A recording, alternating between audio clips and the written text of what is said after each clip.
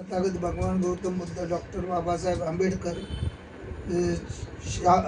महात्मा फुले, सावित्रीबाई फुले आणि तसेच छत्रपती शिवाजी महाराजांना मानाचा मुद्रा आणि महापुरुषांना माझं त्रिवार वंदन.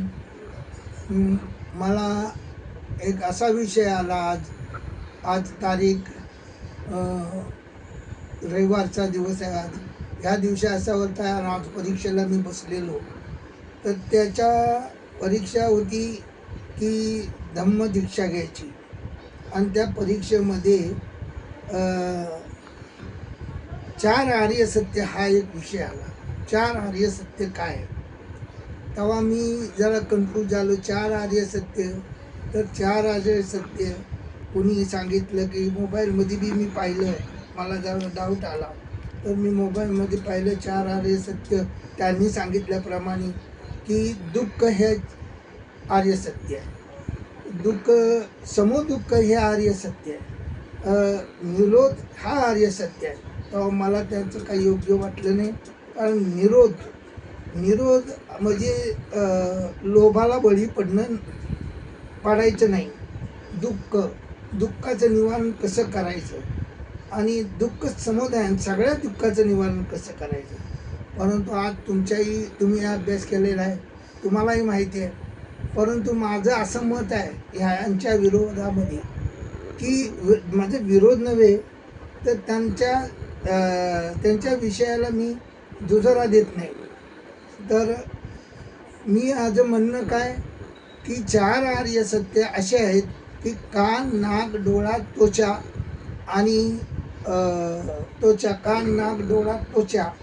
कानाने ऐकतो ते सत्य, डोळ्यांनी पाहतो ते सत्य, तोंडाने बोलतो ते सत्य. अशा ह्या 5 इंद्रियांनी, ज्ञान इंद्रियांनी, त्याला 5 आर्य सत्य असं म्हटलं जातं. ज्ञान इंद्रिय फार महत्त्वाचं आहे. ज्ञान इंद्रियांनी 5 आर्य सत्य आपण बघतो. 5 आर्य सत्य संग बघून चिकित्सा करू शकतो. हे 5 आर्य सत्य मानले.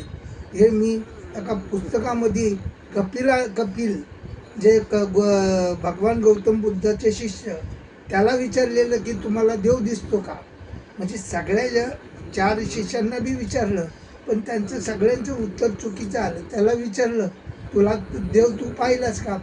तर तो बोलायला लागले नाही, मी सुद्धा देव पाहिला नाही, पण मला जशी त्वचा आहे त्या त्वचाला जाणीव होते, त्याच्याप्रमाणे मला सुद्धा देवाची थोडीशी जाणीव नाही.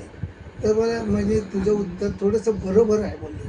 मग त्याच्यानंतर हे 4-5 आर्य सत्य आहेत, हे मी त्या पुस्तकामध्ये वाचले आणि कपिलांनी चांगल्या प्रकारे याचं उत्तर हे केलेलं आहे.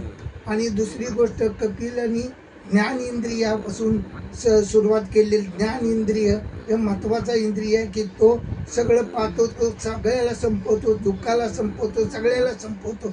म्हणून ज्ञान इंद्रिय आणि मन या सगळ्या गोष्टीला शरीरामध्ये कारण आहे, हे सगळं संपवतात. बाकी दुःख आहे नाही हे महत्त्वाचं नाही. इतकं बोलून मी माझं भाषण पूर्ण करतो. बरोबर.